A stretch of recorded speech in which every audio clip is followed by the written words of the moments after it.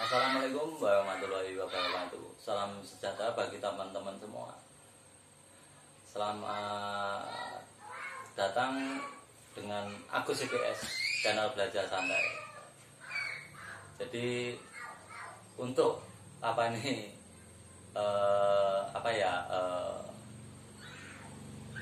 Konten saya yang kedua ini, vlog saya yang kedua ini, saya akan mencoba berbagi pengalaman saya di Kalimantan, khususnya dalam pengalaman jualan.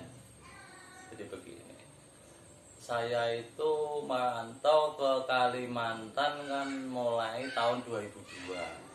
Jadi saya lulus sekolah dari STM Negeri 1 Blitar, Jawa Timur itu tahun 2001. Saya berangkat ke Kalimantan ini mulai tahun 2002.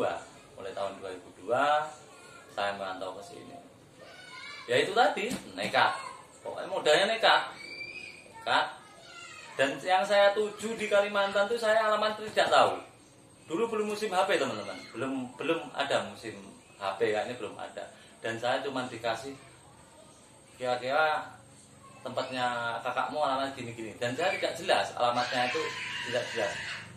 Tapi ya itulah, kalau memang sudah dikuasakan dan memang diizinkan di situ, saya di situ bisa ketemu.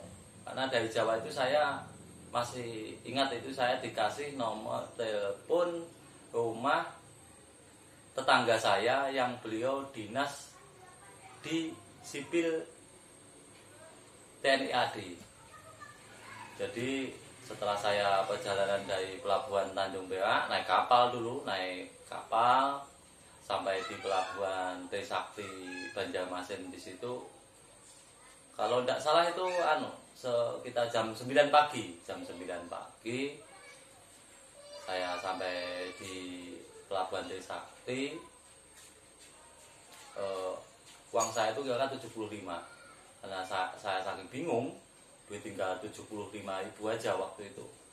Yang saya cari di mana, tempat asing, baru pertama kali ini menyeberang lautan, jadi tidak tahu.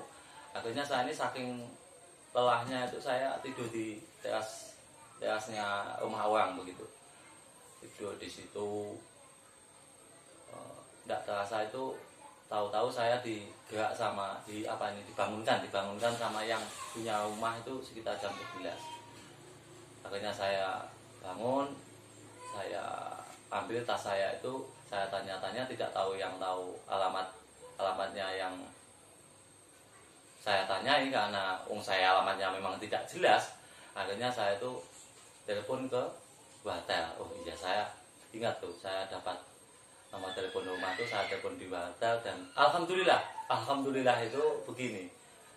Yang saya telepon tetangga saya itu yang dinas di sipil TNI AD itu, beliau itu belum pulang kerja juga. Jadi yang menerima istrinya asli orang Banjarmasin. Jadi dalam bahasa Jawa tidak mengerti, saya pakai bahasa Indonesia yang masih belepotan pokoknya. Tapi intinya saya dikasih tahu bahwa tujuan, kalau tidak salah, rumah kakak saya itu di Gang Setiabudi. Akhirnya saya ngomong sama tukang ojek tuh, tolong carikan tempatnya Gang Setiabudi, dan alhamdulillah ketemu. Di sini akhirnya saya di situ esoknya kerja. Di situ belum cocok. Akhirnya singkat cerita nih, saya nih mau ke Sangatta Kaltim.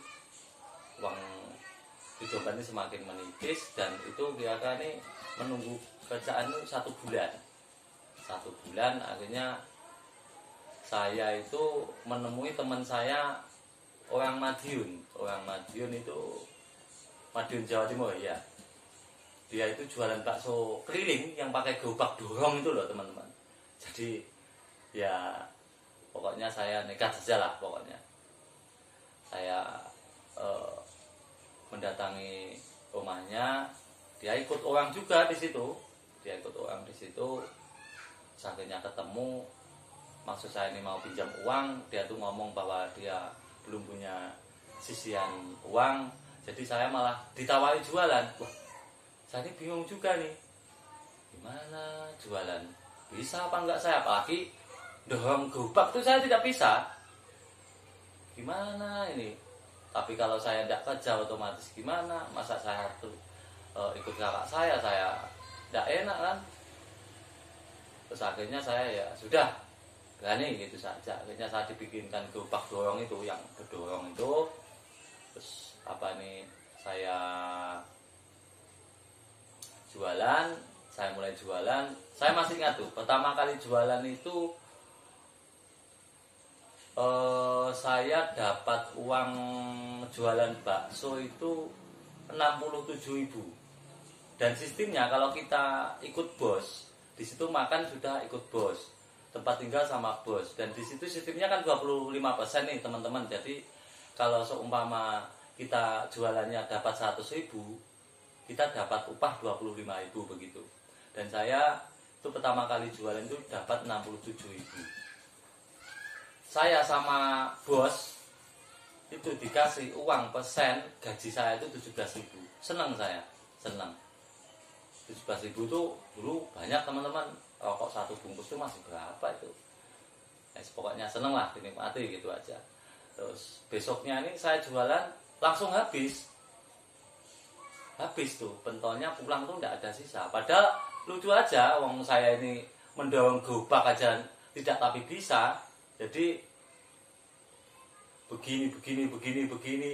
Bahkan untuk mencatuk apa ini ya, membunyikan mangkok itu aja bingung itu dulu. Jadi membunyikan mangkok untuk supaya orang ini tahu ada paman. Kalau orang sini ngomongnya paman, menyebut orang yang jualan itu paman.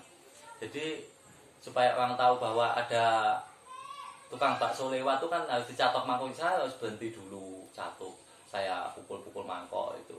Dan besoknya habis. Terus saya, apa ini jalan saya ya, begitu dulu itu. Akhirnya saya tekuni sekitar 2 bulan.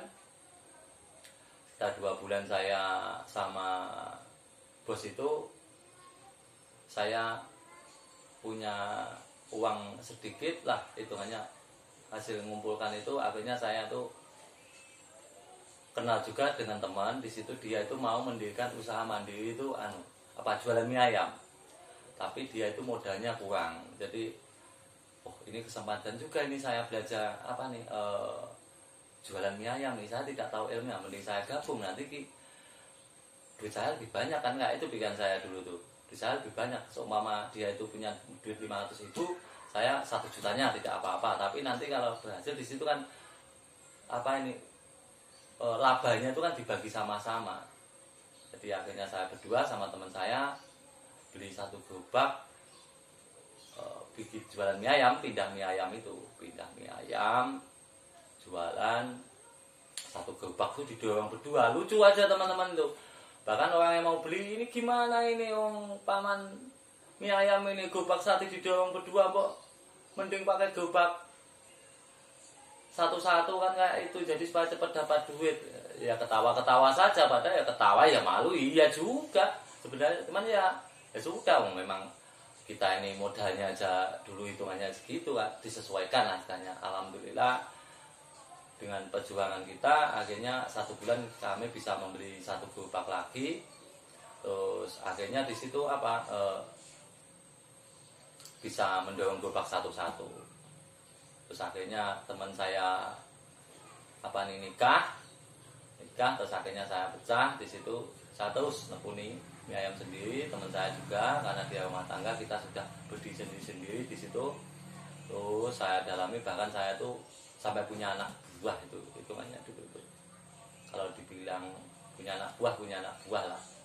Dalam pandangan saya itu kalau punya anak buah itu, wah, aku aja jualan sehari kayak ini hitungannya dapat laba segini, apalagi punya anak buah. Nafsu saya itu. Bahkan dulu mulai pertama 1 gerobak 1, terus 2, 3, 4, 5 sampai 6 gerobak itu. Bukannya di situ kita malah berhasil, uang tabungan saya itu yang mau buat saya beli rumah, perjuangan saya, alhamdulillah itu malah bukannya kembali, malah habis. Anak buah saya tidak kawan kerjanya, akhirnya saya pulangkan satu-satu. Timbul malunya saya apa? Gerobaknya banyak, tidak ada yang jualan. Beban batin itu, malu sama tetangga-tetangga. Oh ini kayaknya tidak bisa ini orang begini-begini. Cuman ya gimana, hidup harus terus berjalan. Sedangkan anak istri harus makan di situ. Jadi ya tetap aja akhirnya. Situ terus jualan.